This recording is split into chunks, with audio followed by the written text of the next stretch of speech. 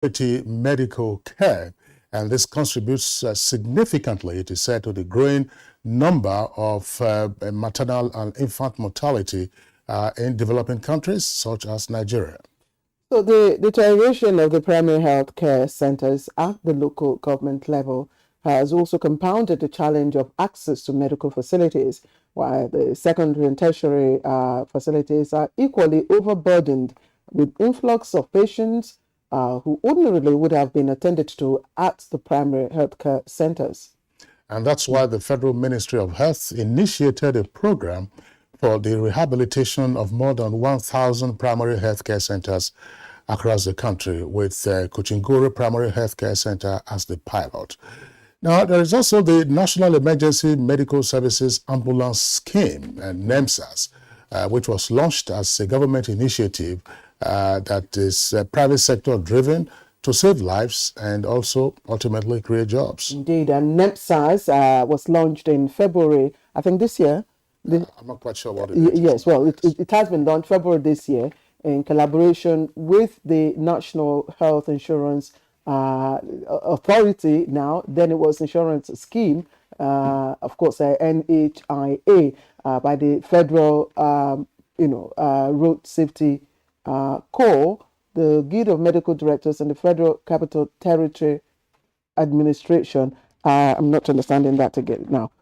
So, of course, well, all of those were included at the pilot stage when the launch occurred in February this year, as you earlier indicated, Claire. Now, in addition to the health issues, as a second topic, we will, of course, be taking a look at the life and times of Queen Elizabeth II, who passed on yesterday at the age of 96 after a 70-year reign on the British throne. Of course, there have been torrents of tributes and messages of condolence from world leaders, including President Muhammadu Buhari, in honor of late Queen Elizabeth II, who ascended the British throne at the age of 26. Now, we shall also be discussing that in the course of our program. Let me welcome all of you. It's Friday's edition of the program, and it's always a pleasure having you join us. I'm Kingsley Osadola. I join my colleague Claire to also welcome you to the program, and in the course of which we have complimentary segments, business, we hope, and of course, a newspaper review. For now, Anne Jibuno has highlights of the morning news. Good morning, Anne. Good morning, Kingsley and Claire. Good morning, Nigeria. Here's the news. Queen Elizabeth II, UK's longest-serving monarch, has died at Balmoral at the age of 96 after reigning for 70 years. Her son, King Charles III, said the death of his beloved mother was, and I quote, a moment of great sadness for him and his family, and that her loss would be deeply felt around the world, unquote. Senior royals had gathered at her Scottish estate after concerns grew about her health earlier on Thursday. Prince Charles will lead the country in mourning as the new king and head of state for 14 Commonwealth realms. Camilla, his wife, becomes queen consort. In a statement, Buckingham Palace said, and I quote, "The Queen died peacefully at Balmoral." Prime Minister Liz Truss, who was appointed by the Queen on Tuesday, said the monarch was the rock on which modern Britain was built, providing them with the needed stability and strength. Speaking about the new king, she said, and I quote, "We offer him our loyalty and devotion, just as his mother devoted so much to us, to so many for so long." Meanwhile, President Muhammadu Buhari received with immense sadness the news of the passing of Queen Elizabeth II of the United Kingdom. A statement from the presidency reads, in quote, "My family and I and the more than 200 million Nigerians have learned with immense sadness of the passing of the Queen and the end of her unique and wonderful 70-year reign. Her late Majesty was the only British sovereign known to 90% of our population. Our thoughts and sincere condolences are with the royal family and the people of the United Kingdom and the entire Commonwealth as we join the entire world in mourning her loss. The story of modern Nigeria will never be complete without a chapter on Queen Elizabeth II, a towering global personality and an outstanding leader. She dedicated her life to making her nation, the Commonwealth, and the entire world a better place. End of quote. The president also welcomed the ascension of King Charles to the throne in line with tradition and praised His Majesty will witness continuing robust and sisterly relations between Nigeria and England. Our President Muhammadu Buhari is urging Nigerians to have faith in the ability and capability of the nation's armed forces to effectively safeguard their collective interest, promising to do whatever it takes towards sustaining the current operational tempo in the fight against insecurity. This was while inaugurating the newly constructed ultra-modern sports complex of the Nigerian Navy at Ojo in Lagos State. The president also declared open the 12th Nigerian Navy Games 2022. The Games should therefore provide a glimpse of what Nigerians expect from the Nigerian Navy: dedication, commitment, unity, oneness, and comradeship. The 97th National Executive Committee meeting of the People's Democratic Party has passed a vote of confidence on the Iyorchia Ayu-led National Working Committee. The NEC also announced the stepping down of Senator Walid Jibril as the party's Board of Trustees, chairman for former President of Senate Adolfo Zumabara on acting capacity. Those in favor of the motion of a vote of confidence on the Iyorchia Ayu-led National Working Committee, say aye. This party is famous for settling all disagreements. They are determined to resolve those internal disagreements. Meanwhile, the national chairman of the All Progressives Congress, Abdullahi Adamu, says the party is working to end up in the presidential villa and not in the tribunal. He stated this when he played host to Senator Oluremi Tinubu, wife of APC's presidential candidate, and her entourage at the party's national secretariat.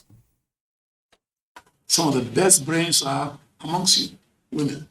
President Buhari will not be on the ticket in 2023, but his spirit and his driving leadership and progressiveness in all that he does, his firm will continue to add value to whatever we're going to do.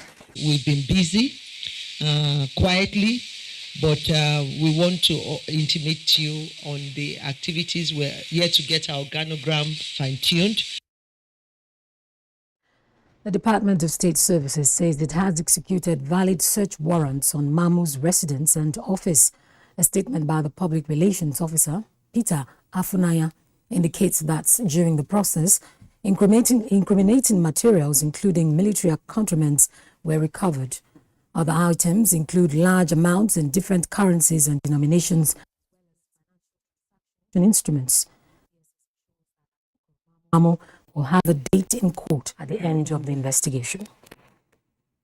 Well, that's the news for now. Good Morning Nigeria continues with Kingsley and Claire after this break. Thanks for staying.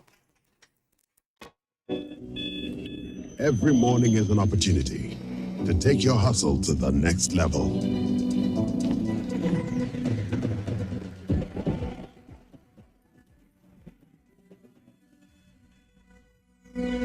Every morning is one day closer to your ambition. So, make every morning count. Cup after cup, morning after morning. Start strong, finish strong. Nescafe. St. Matthew Royal College, a class in the Sub-Sahara. Education is not just class teaching, it is a thorough upbringing of the child.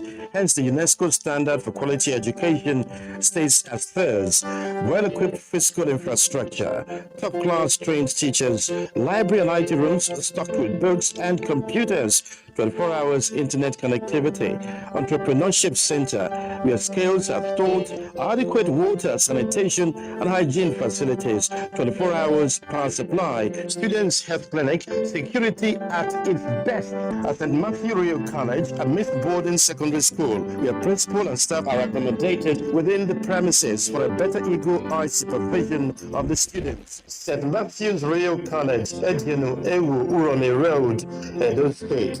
For admissions and inquiry, 0706-832-9756. Visit our website, stmatthewsroyal.com/admissions. Get into this beautiful pasta, chicken soup, juicy looking prawns. Thank you. Icy Fish is here. If you're in Lagos, you need to check out this place. It's beautiful. Oh. I don't want to be an amebo, but you guys have to see this.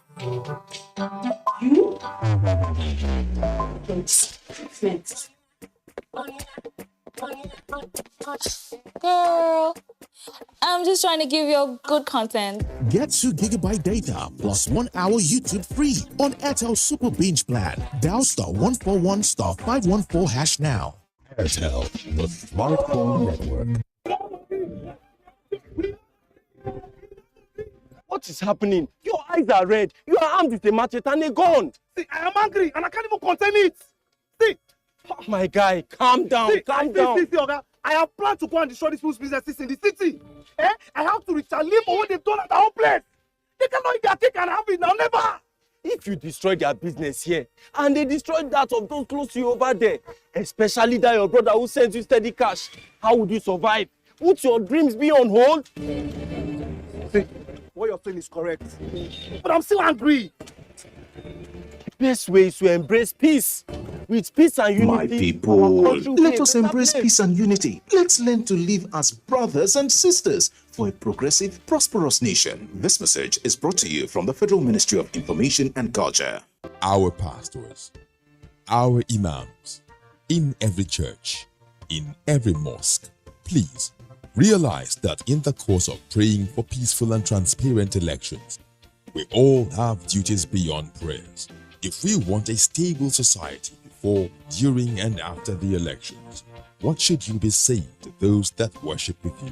All Sundays and all Fridays, you are saddled with the responsibility of bringing up good generations. It is therefore your duty to both man and God to ensure peace all the time, no matter about elections alone. People talk to people and people listen. Talk to your followers. Make them listen to ensure peaceful 2023 elections. This message is from the National Orientation Agency. Welcome back. You're watching Good Morning Nigeria this Friday on the network service of the Nigerian Television Authority. Let's quickly take a bit of business news now. And if, all things being equal, the appeal by the Ministry of Transportation to the Nigerian National Petroleum Corporation to assist in establishing the national shipping line, if it does come through, that means we may be, of course, seeing that realized. But let's have details from Kunle Adeyi on Business News. The Minister of Transportation, Muazu Sambo, emphasized that a strong alliance with the Nigerian National Petroleum Corporation Limited would ultimately secure the establishment of a strong and sustainable national fleet in 2 months. The minister dropped the hint when he received an interim report from the Nigerian Fleet Implementation Committee, NFIC, on the need for the establishment of a strong and sustainable national fleet. He was quite categorical that if Nigeria, as a maritime country, could get its act together, it will not necessarily need the contribution to survive. The chairman of the Fleet Implementation Committee, Emmanuel Jimmy, said the committee was constituted to implement the recommendation by a ministerial committee on modalities for the establishment of a Nigerian fleet. Jimmy remarked that the initiative was a way of responding to the non-participation of Nigerians in the carriage of the country's international cargo, as well as the loss of freight revenue, jobs, and other benefits. And to the details of Thursday's tradings on the floor of the exchange.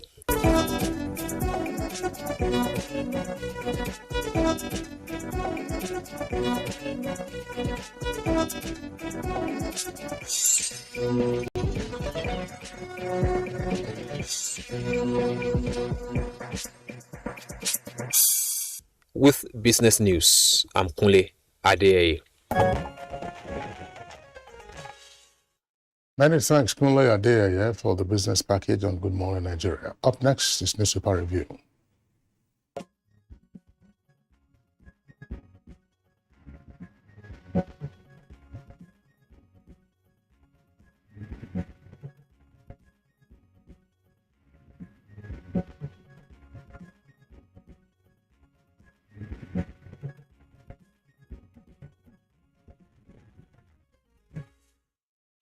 Right, we have two papers to quickly look at this morning. And Friday, Al Jazeera, of course, is leading with the wranglings, internal wranglings within the PDP.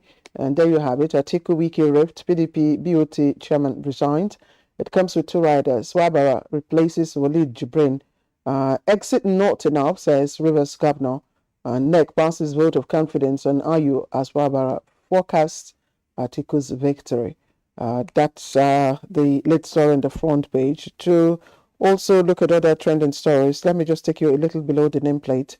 And that's, of course, the trending story across the world at this moment. Most newspapers, of course, are bearing that as their headline banners. But this Al Jazeera Friday has it just above, a little below the nameplate. There you have Queen Elizabeth dies at 96. After being with 15 MPs. That's details of that you can find on the Al Jazeera's version of the story on page 19. Let's come down now to the columns. And on my right, that should be to your left, we have Nigeria gets $700 million as World Bank disburses $31.7 billion. So again, Nigeria is to get $700 million. World Bank disburses 31.7 billion. We don't know if that has hit us now. Okay, DSS raids hostage negotiators' residence, office, seizes computers, others, and so much more. And federal government urges stakeholders on school safety guidance. That story you can find on page 9. And on the other side of the column, that's to your right, to my left, to your right. Bengasin threatens to shut down sector over oil theft. It's on page 24. ISWAP attacks Boko Haram terrorists, fleeing bombardment in Borno. And of course, the last one there, Imo government receives report on Izombe mayhem. It's on page 10. That's the outlook of Al Jazeera Friday. Kingsley. Okay, let's just take a look at the window page of the Daily Trust newspaper. On the front page, of course, it's a tribute to Queen Elizabeth II, who passed on yesterday at the age of 96. So, Queen Elizabeth II, 1926 to 2022. You have a number of writers. Buhari, world leaders pay tributes. Life and times of longest-serving monarch, her ties with Nigeria. How King Charles III will be unveiled. You have details on pages 4 and 5 of the paper. Now, above that, you have the following headlines. Insecurity. After clearing operations, FCT schools ready for resumption. PDP crisis, NEC passes vote of confidence on Ayu. DSS recovers military uniforms, huge cash from Mamu's house. That's Tuko Mamu. Yesterday, of course, we had the same story, and we had a discussion around it. There were some questions that were raised with regard to the arrest of Tuko Mamu in Egypt and his eventual repatriation to Nigeria. Now, the story from the Daily Trust is further clarifying that on page 9. The story says that he was repatriated from Egypt to Nigeria with his two wives, and those two wives, of course, who were with him, had been released and returned to their Kaduna homes, while the publisher and his oldest son, Faisal, and his brother-in-law are still in custody. So that's the part of the latest in terms of the developments on the Tuko Mamu story, aside, of course, from the headline indicating that the DSS had recovered military uniforms and huge cash from his home. There's a story that is also a continuing one. You'll find it on page 24 of the Daily Trust newspaper. And it says NMPDRA and NNPC differ. This is on the volume of refined petroleum products, that's more particularly petrol, that is trucked out. Now, the Midstream and Downstream Regulatory Authority has said that the average daily truck out of petrol was 66.89 million liters from January to July this year. Now, the story says this is different from the figures from the NNPC, which said that daily petrol supply up till August was 68 million liters. So you have that discrepancy there. That's nearly a million liters, 1.11 million liters. How then do you account for it? If you recall, the Comptroller General of Customs was at the House of Representatives Committee on Finance for the MTEF defense and clarification, and they raised the question. If you say that there is a shortfall, or sorry, that you have excess truck out, how many trucks would you require to smuggle out those petroleum products? Namely, about 500 trucks. So, but the authority, that's to say the midstream and downstream sector, is saying that from January to July, average daily truck out was 66.89. NNPC says 68. So even if you were to take these figures, how would you reconcile 1.11 million liters every day? And you multiply that by the number of days that we had from January to July. NNPC, of course, had issued a statement to say that they were ready for a forensic audit of daily truck out of petrol. And the response, of course, was that Nigerians are virtually tired of all these forensic audits. And so just get the figures right and put them out there. Precisely. Yeah. Well, I don't think the issue we would have revealed would have been the passing away of the British monarch, but that's part of our conversation in today's program. So we'll just we will not have, of course, we won't talk about that talk about that because I just want to raise another issue, because again, it's a running story on page 25. It's a business copy, and it has to do, because yesterday Kiran and I were on set, and the Nigerian government already warned foreign airlines through the Minister of Aviation from selling airline tickets in dollars. Now, we have a story here saying $464 million blocked funds. Travel agents slam airlines over exploitative fares. They are saying, of course, everybody knows that airfares out of Nigeria for the length of hours that you are supposed to fly are the most exorbitant anywhere around the world. And that despite the release of about $265 million by the central bank from the trap funds, the airlines were yet to open their lower inventories, thereby leading to high fare rates by air travelers. This is according to the Travel Agents Association, Mrs.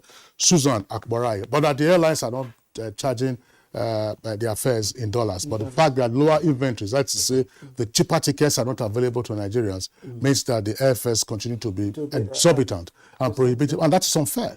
It's unfair. And, I guess we will keep an eye on that and, of course, follow, the trends. So that will be the end of our newspaper review for now. Don't go away. We have the first part of our conversation coming up very shortly. Every morning is an opportunity to take your hustle to the next level.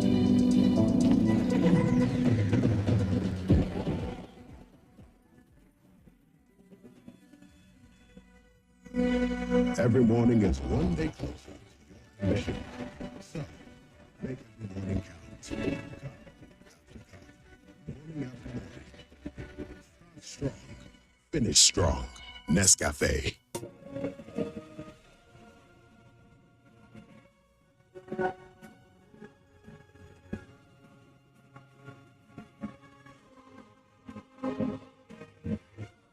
We are all Nigerians. Against all odds, we shall and must remain united. We may have our challenges, our problems, and setbacks. However, together we shall overcome them all. What doesn't break us shall make us stronger. This is the mindset that shall bring peace, progress, and prosperity to our beloved country. Do not let tribal and religious sentiments govern how you think, act, or feel. Don't be influenced by those who want to destroy our precious national unity. Everybody who's a Nigerian is your brother and your sister. This is the mindset of the new Nigeria. It is also the mindset that we must all adopt. Let us support each other in creating the Nigeria of our dreams. This message is from the Nigerian Television Authority, NTA.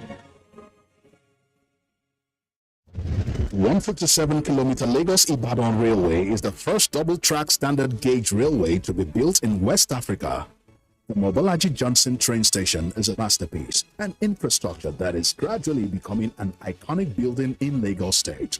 The modern facilities put the station on a world map of train stations. Likewise, other new train stations across the country built to world-class standards. The train and its convenience is indeed an admirable effort, with commendations from Nigerians. This is a station that we have to commend the federal government for putting a beautiful face, empowering us in Lagos State, not only in economic and political arena.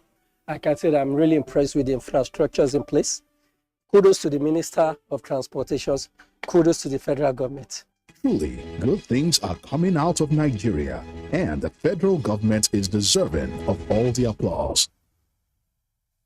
The digital switchover project, which is commonly referred to as DSO, which entails television channels switching from analog to digital broadcasting, is one of the biggest projects embarked upon by this administration.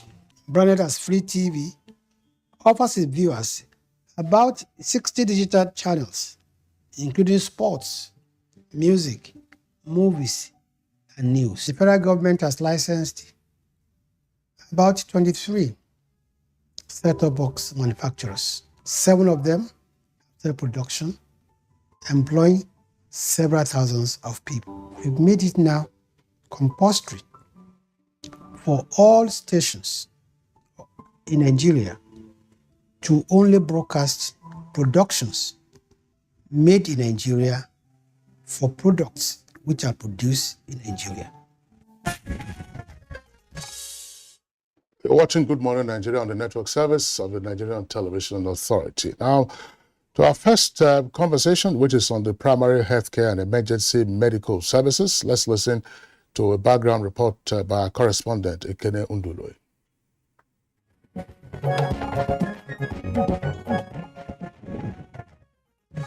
More than 11,800 road traffic casualties were reported in Nigeria during the fourth quarter of 2021. Out of this number, around 10,200 were injuries, while 1,700 were registered deaths. It is estimated that 50% of fatalities on roads would be averted if ambulances were available to take victims promptly to hospitals.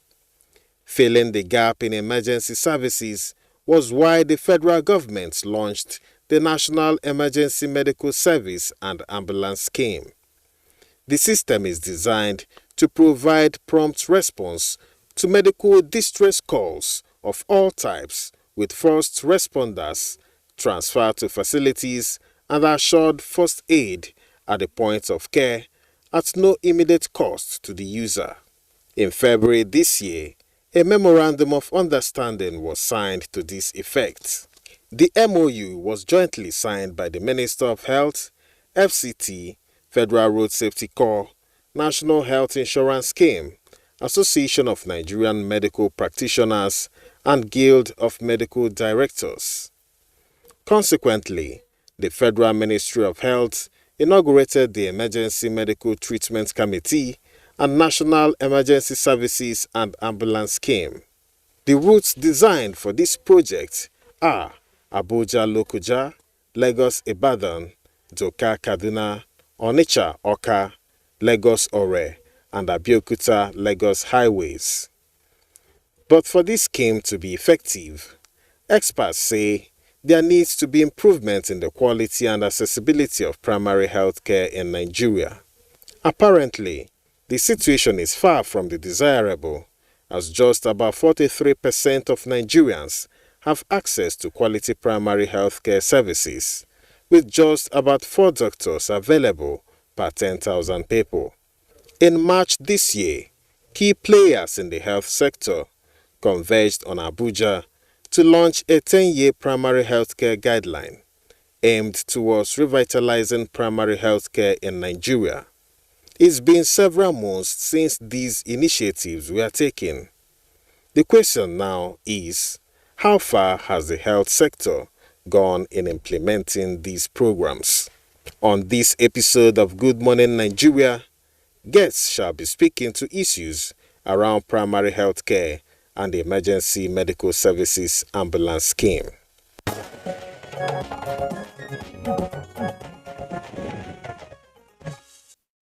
And to lead our conversation this morning in this regard, we have joined us live here in the studio, Dr. Osage Ehanire, who is the Minister of Health. We're glad to have you with us as always, Honorable Minister. Thank you for inviting me. And also joining in the conversation, Dr. Abubakar Tafida, Mandate Secretary, FCT Health and Human Services Secretariat. Good to have you with us. Thank you. Good morning.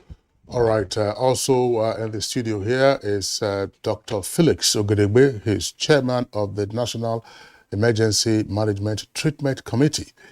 He's also the CEO of Cedar Crest Hospitals here in the nation's capital, Abuja. Dr. Ogedegbe, we're glad to have you this morning. A very good morning to you. Thank you for having me. All right. And joining us from Dutse, that's the capital of Jigawa State, I would like to welcome Dr. Kabir Ibrahim Aliu, Executive Secretary of the Jigawa State Primary Healthcare Development Agency. He's also a member of the Executive Secretaries Forum.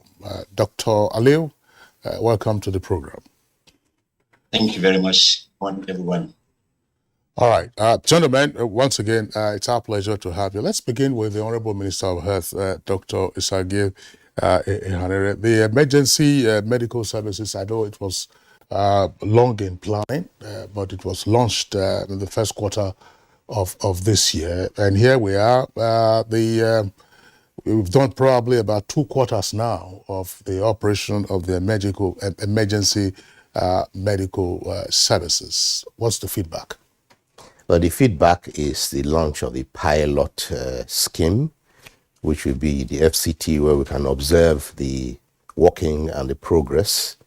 We are working here on what we call a green field. There has not been a coordinated service of this type before in our country, and it requires a lot of planning, a lot of preparation, a lot of assets, and putting together the methodology and the processes, first to realize the concept, and then to manage the claims that are going to arise. Remember that service will be given at no cost to providers, to end users at point of care.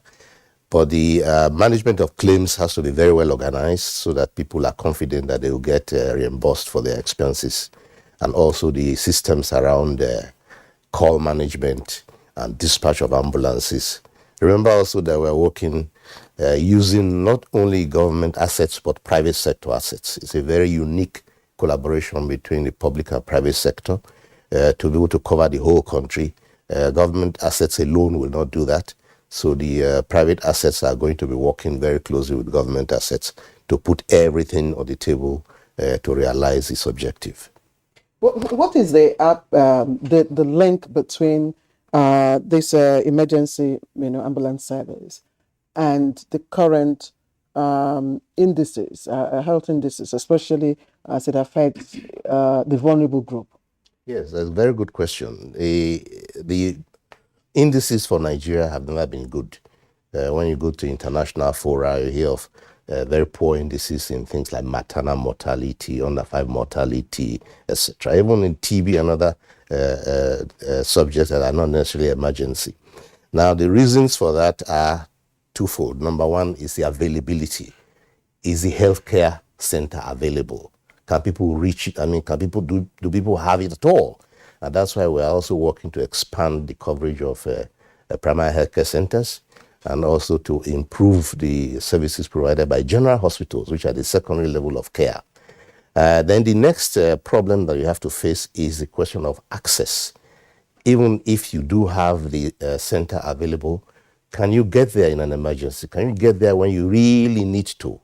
And especially at night, especially also at times when the distance is too much to just walk. So that's where the emergency medical service comes in, to provide access to those who require treatment in emergencies so that you get support at the time you need it and at the place you need it. Of course, the final problem there is the affordability. Now you have to pay everything out of pocket. Now, there must be a mechanism by which if you are very sick and you have no money, or even if you have money but at the time you need it, you don't have money in your pocket to pay, you can still get treatment, you can still get attention. And that's why the mechanism of paying for service comes in so that nobody is asked to pay at the point of care. All right, thank you very much, Dr. Osage Anire. Let's bring in Dr. Felix Urigbe, who is chair of the Emergency Management Treatment Committee. Dr. Urigbe, what's been the experience with the launch of the pilot phase? Yes, thank you very much. So, just like the Honorable Minister has stated, there's a lot of work that's been going on at the background, trying to get this in place and get it right. There's a lot of work that you need to do, particularly when you're bringing a novel idea. A lot of people still don't understand how the emergency medical services work. But one of the driving goals here, as has been stated, is that people will not require to pay. We know that there are people who actually need emergency care and they don't have money at that point. So we're trying to really work out those mechanisms where they don't have to pay at the point of care and they still get that good care. So a pilot has been done, and another pilot at the FCT here, and the Secretary of Health of the FCT is here with us. Another pilot is being planned for next week. We've used these pilots, we're using these pilots to make sure that a lot of the problems that may arise at the point of launch are seen, and we provide solutions to those problems. So the idea is to actually scale it from a launch. So we plan to launch from the FCT, learn some of the teaching issues from there, and then we then begin to expand to the rest of the country. So we expect people to actually understand what we're bringing on board. It is new, and it is something that we are fashioning to be a sustainable improvement in healthcare access. Thank you. At what level of healthcare do you think this service is mostly required? And I ask because the indices we're getting, the health indices we're getting that gives us cause for concern is really, it cuts across, levels, but most critical at the, local government, at the local primary healthcare level. That's correct. Yes. Yes, so the emergency medical service itself is a special kind of care. You usually traditionally divide the levels of care into primary care, secondary care, and tertiary care. And anywhere this does not actually work, emergency comes in. So, I mean, if you take, for instance, people getting up on a morning like this, going to work and all of that, and somebody has an accident, or somebody suddenly develops a cough, or somebody has a medical emergency at home, that patient gets picked up, and that patient is delivered to an appropriate urgent care center, which is already predetermined, which is what we're doing. We've registered centers that are able to provide that care, and this is already predetermined, so we know where each kind of problem can go to. So the emergency delivers to that center, and that patient is restored. So you basically revert that emergency threat to life. And once you've done that, the patient can then return to his primary care center, secondary care center, if the care needs to continue from that point, or tertiary care center, if it's such a thing that the definitive care needs to be done at high level. So emergency comes to complement all of these levels of care. What kind of emergencies? I don't say would you be anticipating from at the primary healthcare level to use the emergency services? So, for instance, at the primary health care level, we already talked about the poor Nigerian indices in maternal mortality and infant mortality and all that. It does seem that part of those indices have to do with inadequate transport and access for women who are pregnant, who at night, go into labor, begin to bleed. Those basic kind of obstetric-related care, for instance, infant care. An infant suddenly develops a fever, and gets ill, if it's during the day and if it's not so bad, they go to the primary care center and they are looked after. But if it's night and if it just happens all of a sudden, you will need the emergency service to then deliver them to care. So those kind of maternal child related problems that are typically dealt with at the primary care level would have a lot of impact being made by the presence of an emergency medical service. All right. Thank you, Dr. Godebe. We'll bring you into the conversation shortly. Dr. Abubakar Tafida, Mandate Secretary of the Federal Capital Territory. I recall we had you here on Good Morning Nigeria when the pilot was rolled out in the Federal Capital Territory. What's your evaluation of the pilot scheme? Thank you very much. First of all, the pilot was launched in February, where the MOU was signed between the Honorable Minister of Health here and our own Minister of the FCT. Like Dr. Felix said, there were a lot of issues that you have to consider for a novel program as we are doing now.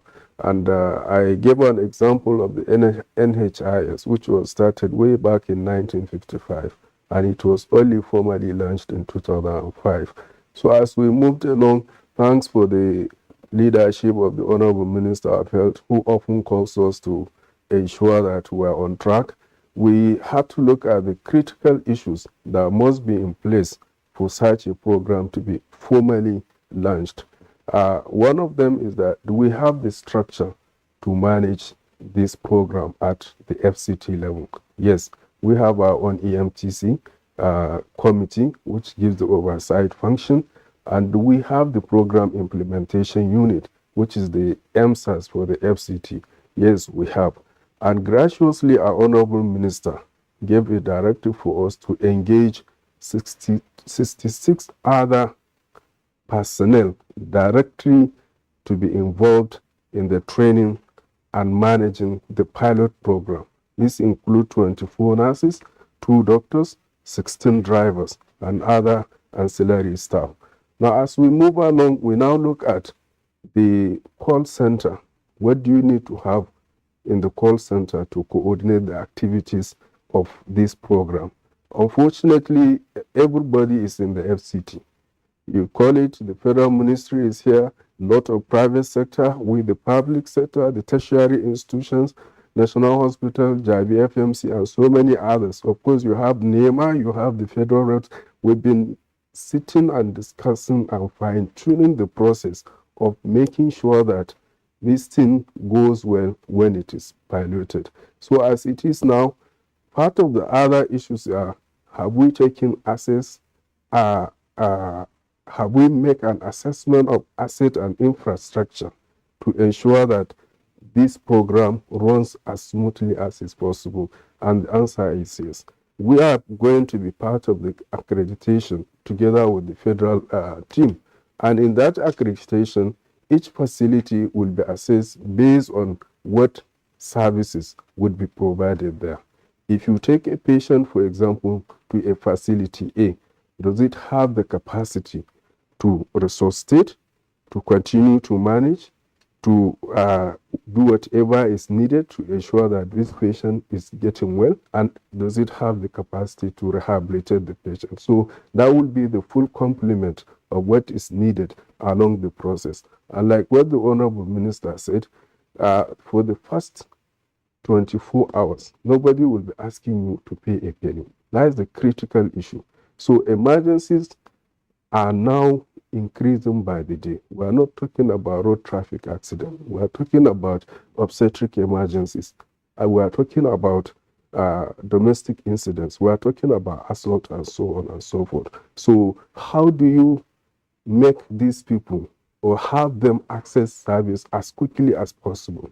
The first dry run we did, we realized that the shortest possible time where an ambulance moves to a particular point to pick a patient was 3 minutes. But the longest time, unfortunately, was 24 hours. It's not about the coordination, but about the technology. We needed the technology to ensure that the right ambulance within the shortest possible time is contacted and dispatched, and the appropriate personnel are there with the full complement to resuscitate, assess, resuscitate, and then quickly convey that patient to a particular emergency center. Yes, let me put you on hold, Dr. Tafida. Yes. Thank you for your explanation. And bring in Dr. Kabiru Ibrahim Aliu, who is joining us from Dutse Center. And he is the Executive Secretary of the Jigawa State Primary Healthcare Development Agency. Dr. Aliu, thank you very much for joining us. The Primary Healthcare Development Agency, it's one of the strong pillars, to drive the goal on, attaining good health and general well-being for all Nigerians. That's the SDGs, by 2030. Recent evaluation of progress made so far indicates that there's a wide gap between the good policies, federal government policies in the health sector and implementation at that level, service delivery at that level. In some areas, they say it is critical, that service delivery. At other areas where you have access, you have poor services. Can you give us, a sense of understanding of what access to primary health care in Jigawa is? Okay, thank you very much. I'm pleased that I'm part of this discussion. You brought a very important point with regards to issue of implementation versus policy, the hitches, and all that.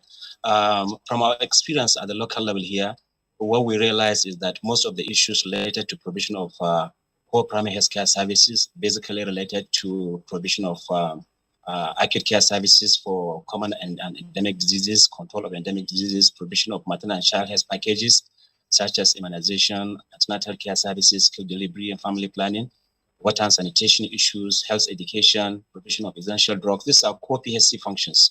And what is actually required for these functions to be delivered are issues related to strong partnership, intersectoral collaboration, using appropriate technology within costs that community can afford by engaging the community actively to participate in this process. So putting all this paradigm together, you realize that what we see are challenges related to coordination of primary healthcare services and interventions. The major problem for now implementation arena, as far as PHC is concerned in Nigeria, are related to coordination. For the first time ever, we have seen huge effort by the central government revamping provision of funding and also technical oversight for PHCs across the country.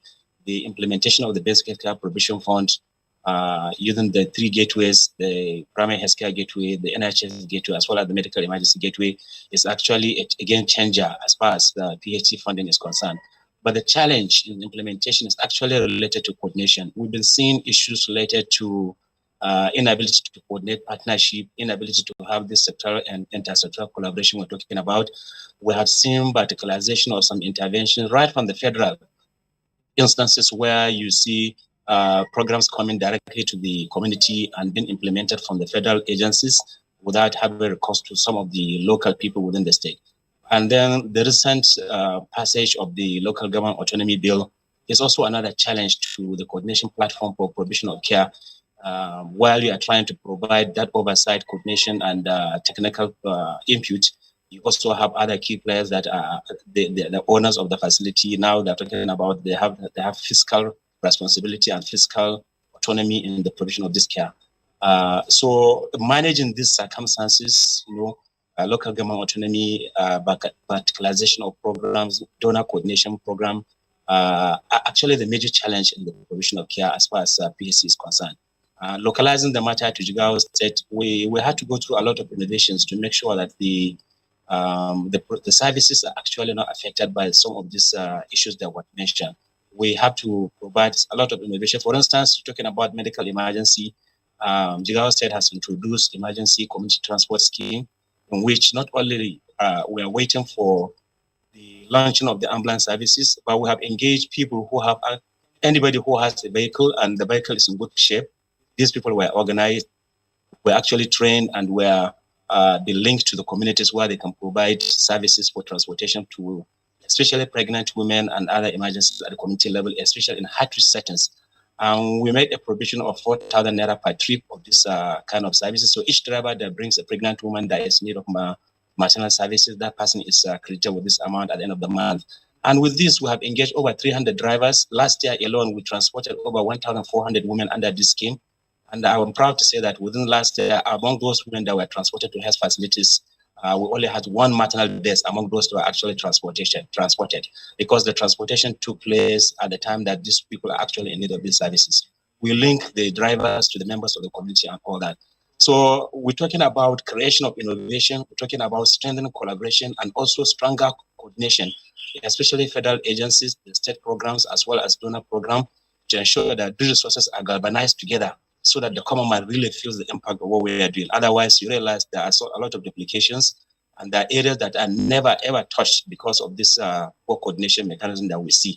The primary healthcare under one roof has made huge attempt to bring primary healthcare under one roof and provide that coordination platform we're talking about. Like I said, this is being challenged by local government autonomy as one aspect. And there are many other key players within the PHC system that are outside the space of the primary healthcare signature, such as water, engineering services, which we need stronger collaboration, the budgeting process, the appraisal mechanism, actually all different, and we need to really look at the issue of coordination as a matter of urgency for this core services to be provided at optimal level. Thank you. Thank you very much, Dr. Aliyu, for the insights you provided into what's happening in Jigawa State. I want to return to Dr. Abubakar Tafida, who is of the Federal Capital Territory. I know that this is probably you have a much more elaborate report on this, but could you decompose the data for the benefit of our viewers? For how long did you intend to run the pilot scheme or the pilot project? And what has happened in the course of running the pilot project? For instance, how many calls, if you have the data, how many calls did you receive? You've talked about response time, shortest 3 minutes, longest 24 hours. What happened in terms of calls? Where did most of the calls come from? Were they from AMAC, which is the municipal area council, or from, because you have 6 area councils in the Federal Capital Territory, and more particularly, what kinds of emergencies were your men called upon to respond to, at what times? Okay. Unfortunately, I cannot give you most of the answers because what we did was a dry run. What we mean by that is that it's like a calculated amount attempt at simulating what should be the real. So we took cognizance of the key facilities within the FCT. So if you look at Kwali and Gwagwalada, we have the University Teaching Hospital. And we also take cognizance of certain facilities in Kuje, the FMC in Jabi, and Asukuru, Metama, and Wusi. So the pilot was centered around placing ambulances in strategic positions in these areas so that they now receive a call, a dispatch, informing them of an emergency for them to rush that person to a particular facility. So right from the moment the call was sent, the dispatch received, the response, the ambulance will now rush that particular, we are not picking patients yet. They will now run as quickly as is feasible to get to the closest facility where they will now convey that particular patient. So with that, having learned the encumbrances and other challenges encountered, the next pilot, which will be next week, will have the full complement of having the dispatchers there using their computers. The only setback we have is that we are not yet linked to the computer-assisted dispatch system, which I'm happy to say the Honorable Minister has promised to graciously provide for us. So with that, we are now also coming back to, instead of taking the whole FCT as an entity, we are narrowing down to Metama and Asokoro, and possibly Wusi, so that we can now control what happens and what are the key challenges. Because even when we are formally launching, I believe the Honorable Minister will give a possible time for the launching. But why use Metama and Asokoro? Will they give you the correct outcome of what you're looking? Remember, this is a novel thing. if you take a huge area, you are learning perception, you are learning of what the challenges would be almost impossible to tackle. If we said we are taking Metama Asokoro or Wusi for the first few weeks, you will learn a lot. And from there you add on. We are lucky the FCT has neighborhood, sectors, districts. So we begin to add district by district. It's not possible. Currently we have 27 accredited facilities, private, including our own main 14 hospitals with the ambulances. So to coordinate this and then escalate it for the whole of the FCT, that we are expecting to have about 100 ambulances, it's not possible. So let me get to Dr. Tafida. Yep. You're saying that the pilot scheme of the emergency ambulance medical services, whichever, Yeah. it's already operational in the FCT. We already have a department which was running a skeletal emergency services. Remember, the Federal Road Safety Commission is having the same thing. That's the one we see. We are now coordinating all of these activities into a single system. And for you to have that, if you don't have a very good communication system, there are specific softwares that will be managing both the calls, the movement of the ambulances, and what happens in the centers, they call the emergency centers, where the patient will be taken, and how they are managed, what time it was taken to respond, and so on and so forth.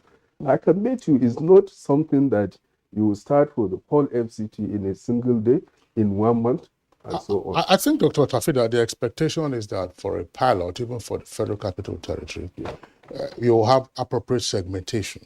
To say that we're taking a slice of the FCT. There are 6 area councils in the FCT. Yeah. Perhaps we'll kick off with one area council, and even in that one area council, zero down. I'm raising this. Hang on a second, Doc. I'm saying this. Just hang on a second, Doc. I'm saying this because you also have to deal with public perception. I mean, our viewers are listening to you now. You say you want to start a pilot from Metama and Asokoro. The next thing you will hear is that... Yes, absolutely. See, I think you now begin to struggle to win and then to get your buy-in and so on and so forth. You have a misconception of what we are trying to say. If we are saying we are making a pilot, you don't want to start something that will crash. That is the truth. And now I will tell you, AMAC alone has 54% of the population of the FCT. And we are talking about over 2.67 million people. So if you are not saying, okay, I'm going to take AMAC, the whole of AMAC, or I'm going to take Buhari, well, no, I will leave it to go to Kwali. What are you learning? Let me say this, Dr. Kabir there, who was talking about the local transport. I happen to be one of the initiators because I was then serving as commissioner in Jigawa State. The issue is that at the local level, the Basic Healthcare Provision Fund is already providing services for the vulnerables and the indigent. The idea is that every pregnant woman... services? No, we are coming to that. If you see, for every 100 pregnant women, the expectation is that between 5 to 10 of them will end up with obstetric emergencies. These are known. So by capturing these women to attend their antenatal care, to have their immunization, and so on, you are now already monitoring the likely number of women that are at risk of developing emergency obstetric care. What Dr. Kabiri was saying there is that in remote villages where there could be just 1 or 2 vehicles, an arrangement is made such that at any given time a woman is going into labor, or if there is any emergency, that driver will quickly pick up that, often at night, to take to the nearest facility where emergency services will be provided. And for that, an incentive is given. In those days, we only give them opportunity to go and have first come, first serve issue in terms of taking on their passengers. So if you say now that in the FCT, we are expected to begin with the whole of maybe AMAC or the whole of the FCT, Like, we are not going to learn much. We will end up fighting. I don't think, sorry, collective decision. no, I don't think, just listen, if you listen to our questions, Dr. Ogedegbe, nobody said, I mean, in research, if you are conducting a research, you have a sample size. That's why I said that there will be segmentation. If you say you take, it's a pilot, you take the Federal Capital Territory. There are 6 area councils. You want to take maybe 1 or 2 area councils. Even when you take one area council, say it Amak, Kuje, Kwale, or whatever it is, you are not going to every nook and cranny. You further segment it. And I raised the issue of public perception. You say you are kicking off from Metama and Asokoro. And I said, look, in public communication, people are likely going to say, oh, it's only big men who can be taken in and then later they will pay.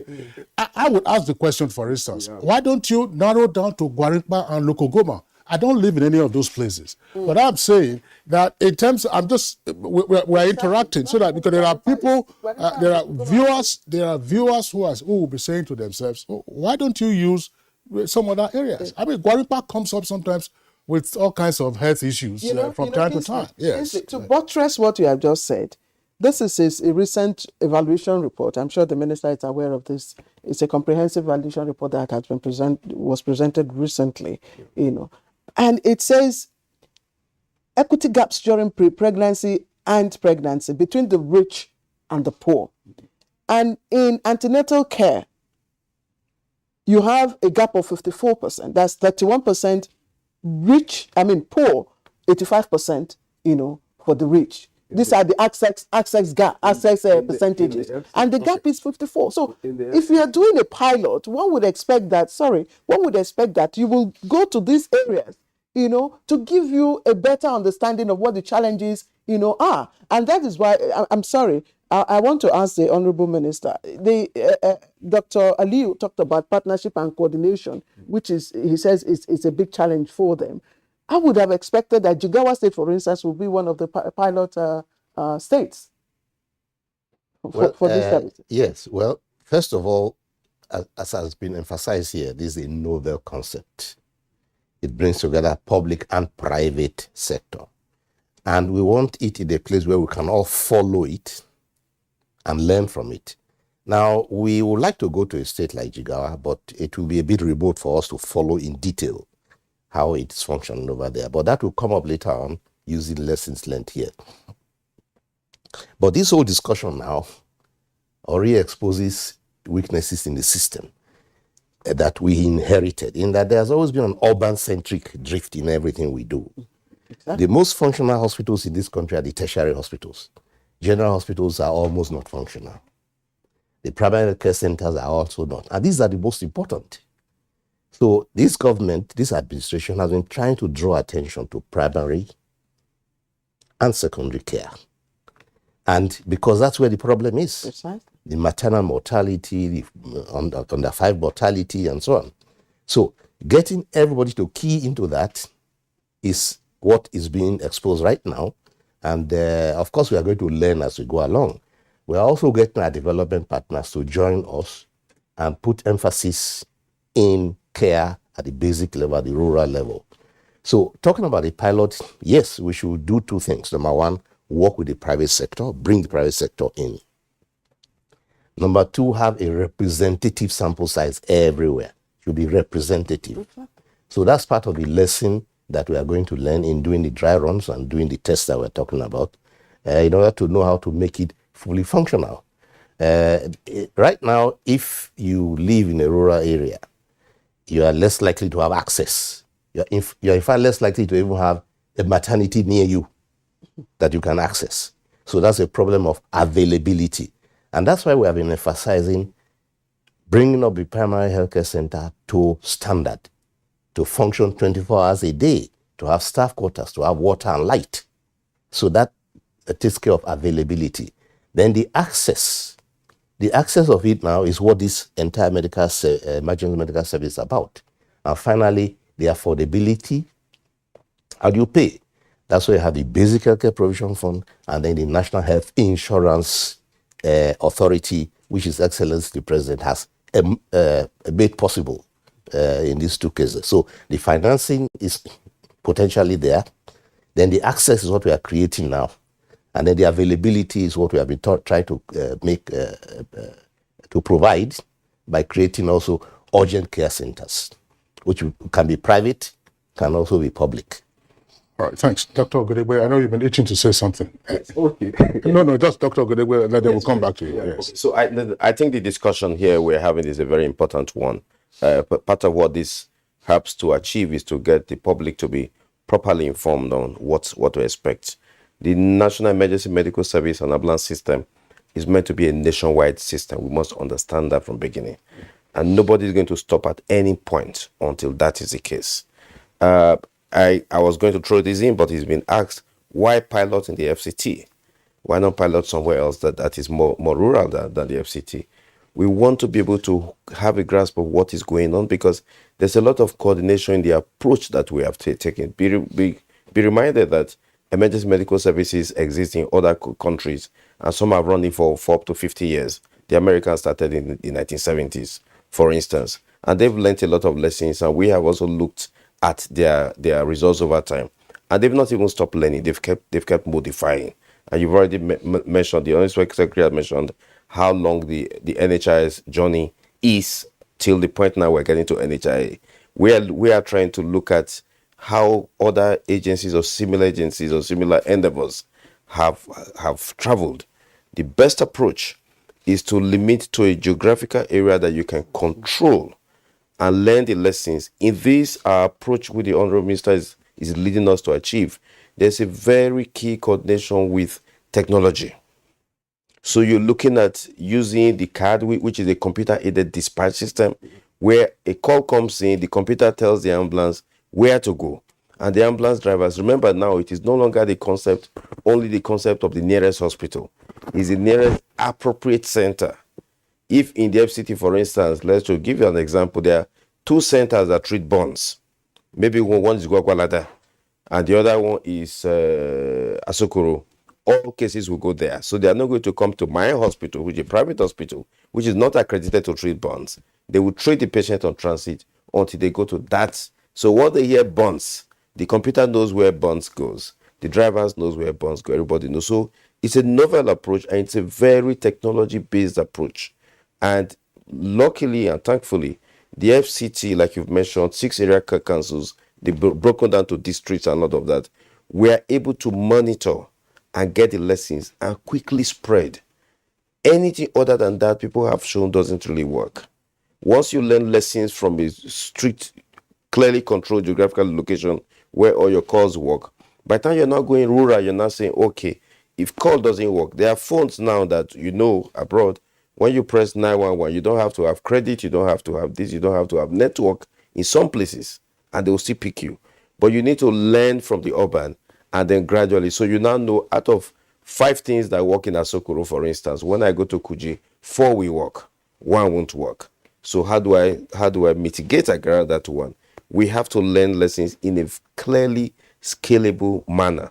I mean, there are a lot of interest from all the states. Right now, the national program manager, who should have been here, is actually in Lagos, and I had to leave Lagos yesterday for him to go to Lagos, because the Lagos state government, even though they probably have the most advanced emergency medical service in the country right now, they're taking on this NEPSAS approach fully, and they've invited us. We're sitting with them today, to look at. So we don't even know which state will come next after the FCT. Apart from the call yes issue, what other lessons are you expecting, or feedback are you expecting from the pilots that's going on in the FCT? So that's the other thing I would say. Let's be very clear to distinguish between the dry run and the pilot. I think there's a confusion about that. Yes, I know. A dry run is that you're not actually taking sick patients. You're positioning patients, positioning ambulances, and positioning urgent care centers waiting to receive people. So what you're doing now is dry run. So we're doing multiple dry runs now. Okay. And I thought there was some confusion about that. Okay, multiple dry runs. Yes. And when will the pilot So when the pilot then starts, the pilot is now taking actual sick patients. When will that start? So that is and we will be able to give a definitive date, and the Honorable Minister is going to say when we can actually flag off the FCT pilot after the dry run next week. Okay, so now, sorry. Yeah, go ahead. So now, let us into your discoveries with the dry run. Yes. Like I was saying, I think there was a misconception of discussing the dry run and then a pilot. Where I was saying we did the first dry run and it covered a wide area, including all the way from Kwali down to Buari and here the FCT. So from what we have learned there and the challenges we observed, we now want to, or we plan to conduct another dry run with the improvement we have made within the system, but restricting it to particular districts so that we'll see whether these improvements we are infusing into the system has worked well. So once we are able to get that, we have made our analysis to say that, yes, these are the encumbrances. For example, if you are taking a patient from point A to B within Metama, for example, or Wisi, or Asoko, that would give you a time to think that if you are dealing with somebody in Kwali, for example, or Gwagwalada, will it be shorter or longer?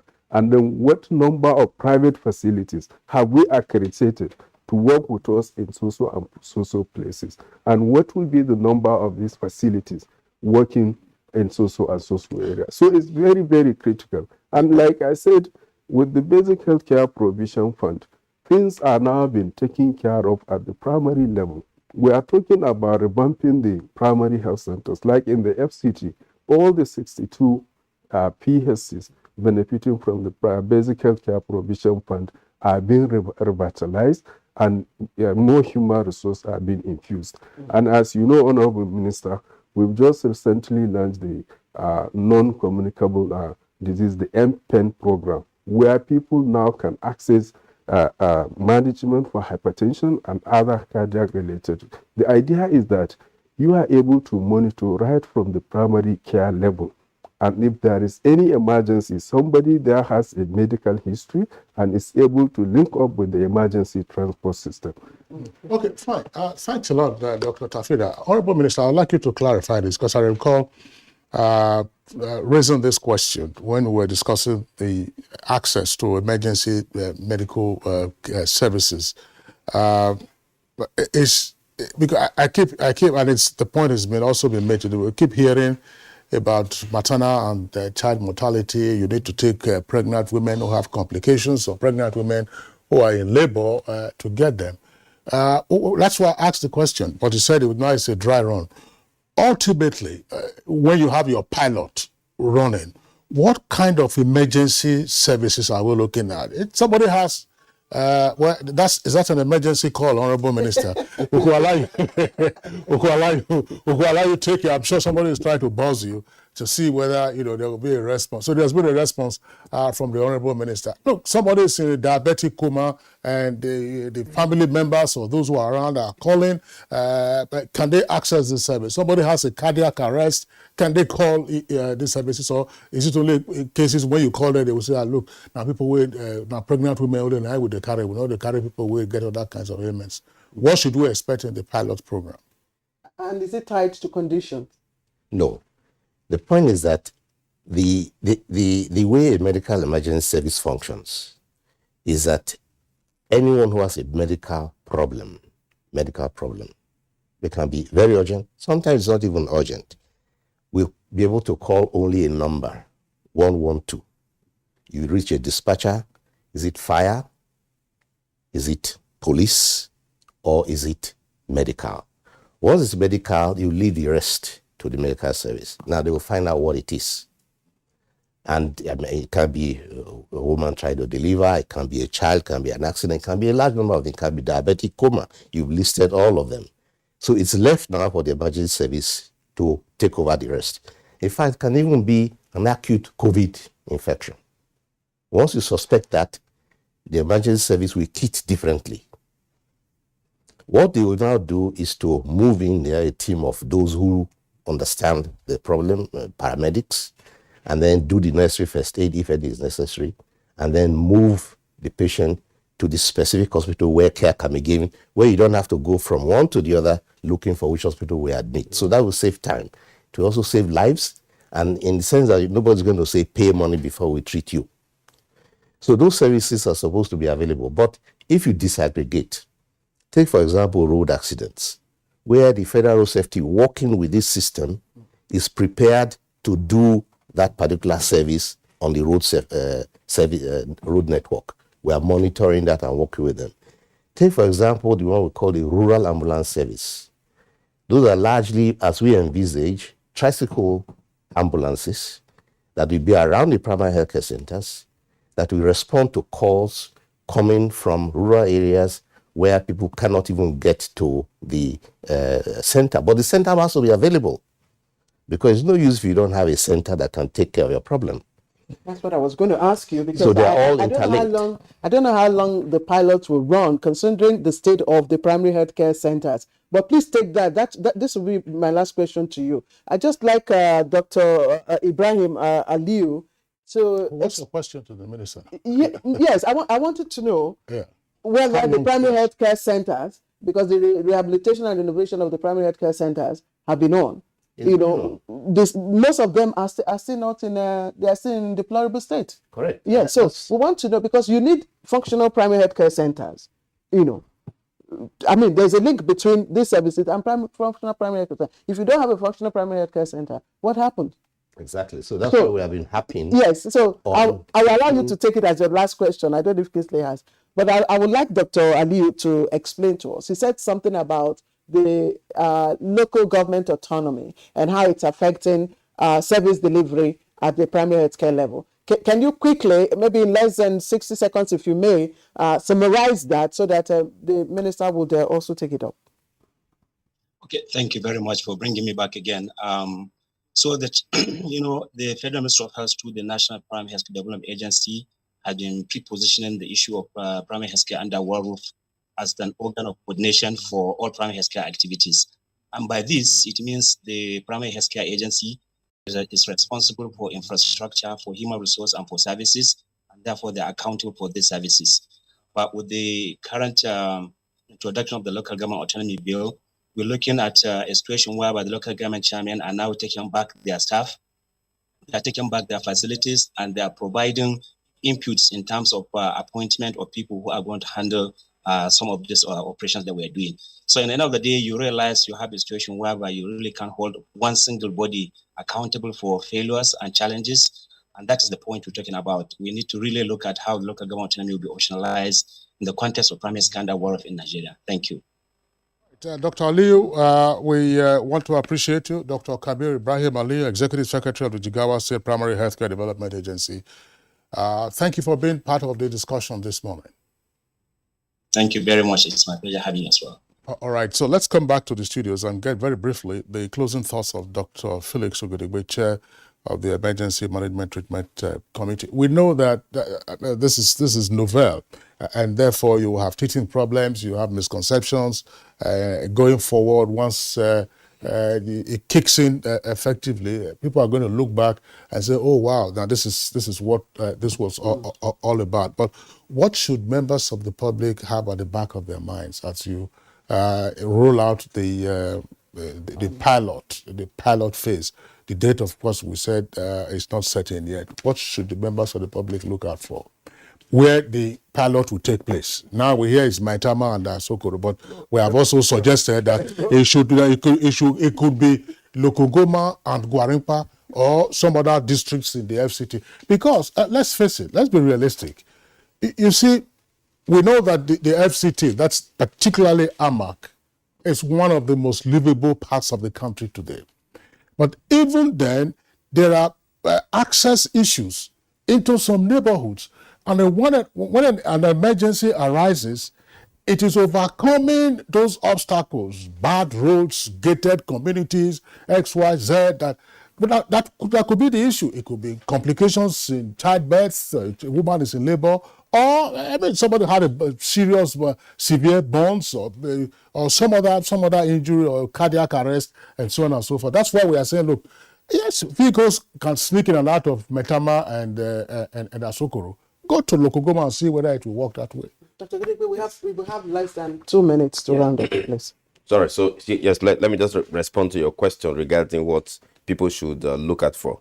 I'm sure those who have experience of living abroad or who hear how things are in other countries understand that emergency medical service the provision of emergency medical service is what really makes a big difference between countries that have proper healthcare systems and those who don't.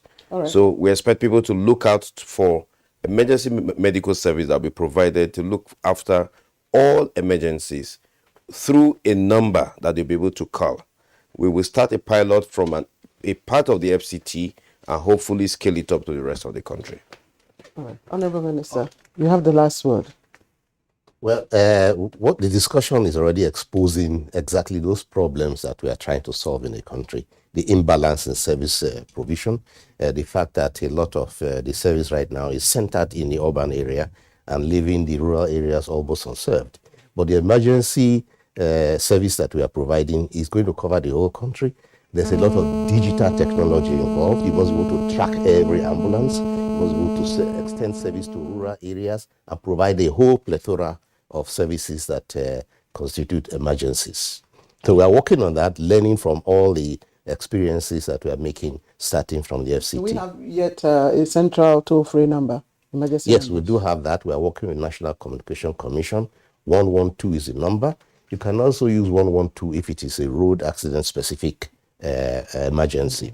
But 112 is a number that gives you access to dispatch, and the computer aided dispatch will help to disaggregate the calls and then send it immediately to an ambulance system that will be tracked where it's going, because we are going to pay them according to where they have gone and what they have done, and the service that was rendered. Just like you have an Uber tracker or you have a boat tracker. Excellent. You are, Exactly. That's right. Exactly. You are having a ride and then you are able to communicate and everybody knows where you're going.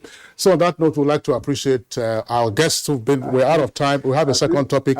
Hang on a second, Doctor. We have a second topic and we can't run away from that. We've been pressed to wrap this up for the past couple of minutes. So we will have another opportunity, I believe, to discuss this subject matter. And happily, Dr. Abubakar Tafida, who is the Secretary of the FCT Health and Human Services Secretariat, you are close by, so we can always invite you to elaborate more. Dr. Felix Ogedegbe, we also thank you. Our control dry run will be at Asokoro Abmetama, but the pilot is going to be for the whole FCT. We got that. Thank you. Thank you very much. Thank you. As well, Dr. Osage, and the Honorable Minister of Health, glad to have you being part of the conversation this morning. Thank you. Thank you for inviting us and allowing us to explain this to the public. All right.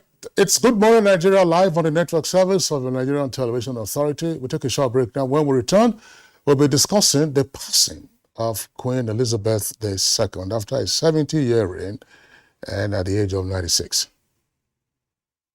The counsel of our fathers. My advice to these young people is please do not take us back to those harrowing days.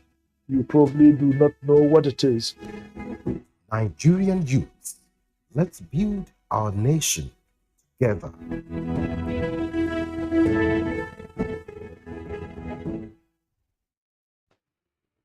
As the 2023 elections draw near, remember, evil prospers when good men and women only wish for peace, but never take a step to make peaceful elections happen. Are you a father? Are you a mother? What are you saying to your children as elections approach? Have you warned them not to let themselves be used to cause violence? Have you explained to them what the consequences of electoral violence might be? Do your part to make peaceful elections happen. Talk to your children. Protect them from unscrupulous politicians who want to put them in harm's way, while their own children are comfortable at home, within and outside the country. Let's join hands to make 2023 elections peaceful. This message is from the National Orientation Agency, NOAA.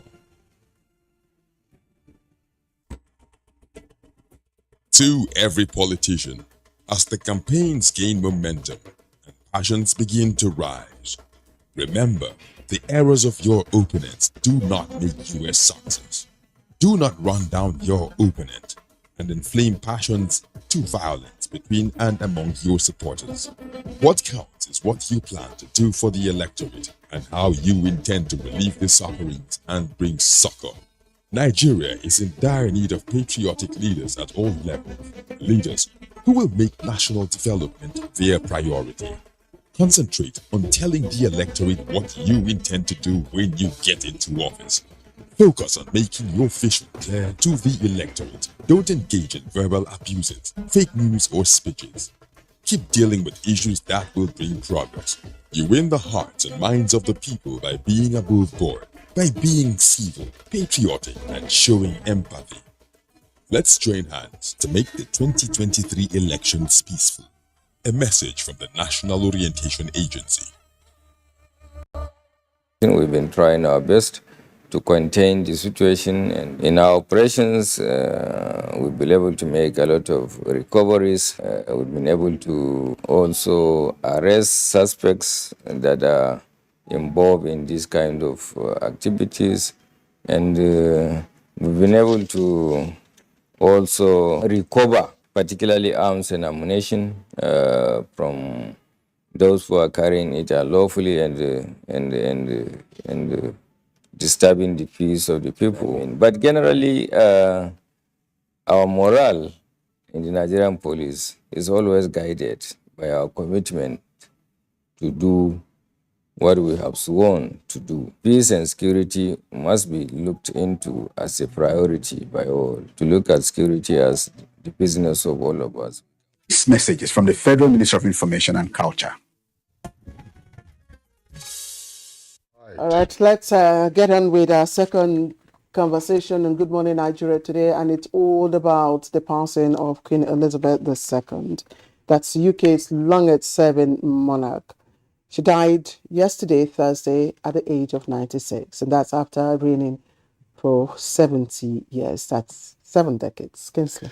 That's right. Members of the royal family gathered at the royal estate in Balmoral, Scotland, after concerns grew about her health earlier on Thursday. Well, the Queen Elizabeth II came to the throne in 1952 and witnessed enormous social change, not just in the United Kingdom, but in the Commonwealth and the world also. She said to have reigned during the also tenure of some 15 prime ministers of the United Kingdom, as well as more than a dozen presidents of the United States of America.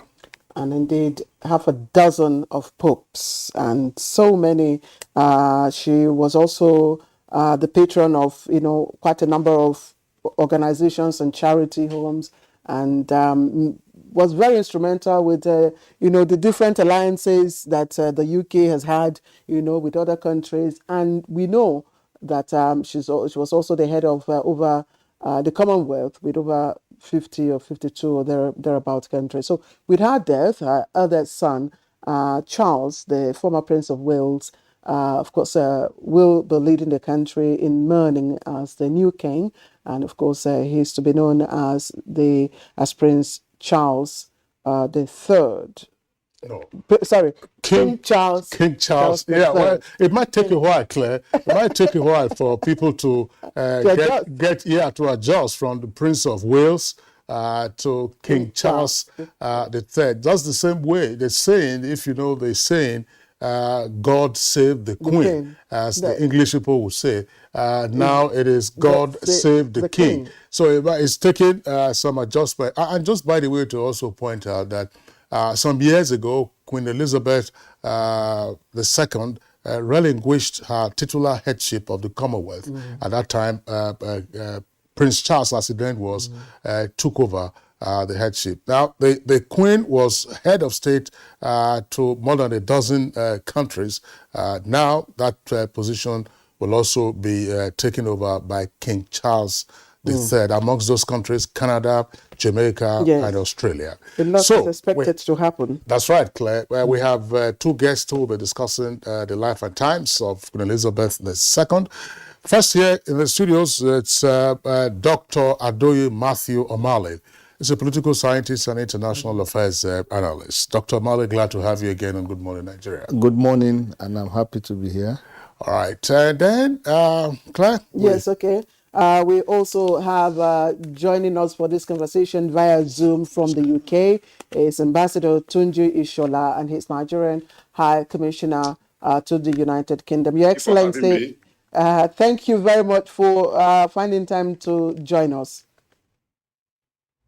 Thank you for having me. Good morning. All right. Ambassador Tunji Shola, once again, I welcome you just like my colleague has done. The United Kingdom is in mourning, the Commonwealth, and indeed the rest of the world, everyone is in mourning over the passing of Queen Elizabeth II. Can you describe for us what's playing out at the moment in the United Kingdom? Well, the whole of United Kingdom, as at today, is thrown into mourning because of the sudden exit of a great monarch. The Queen, as we all know, means a lot to all of us. And the love is beyond Britain. It is important to know that as Africans, many of the British colonies that attained independence in Africa attained independence during the reign of Queen Elizabeth II. Nigeria, Ghana, Namibia, Botswana, name it. And that's of great significance. Within 30 years of rule, she was able to facilitate the independence of about 11 African countries. And if you go to the Commonwealth, she started with the Commonwealth of 12 nations and grown to a Commonwealth of 56 nations. You will recall vividly in the 50s when the Queen visited Nigeria. It was with pomp and pageantry. And even the last Commonwealth that held in Nigeria, Nigeria adored the Queen. And if you take it within the context of United Kingdom, Queen is the symbol of unity. Whether, you're talking of political divide, you're talking of religious divide, you're talking of so many divides. At every celebration, the Queen will bring all the religions of the world together. The last 70th anniversary, you had a rabbi, on the theme of prayers. You have a Catholic bishop. They had Muslim clerics, and so on and so forth. And that's as far as religious divide is concerned.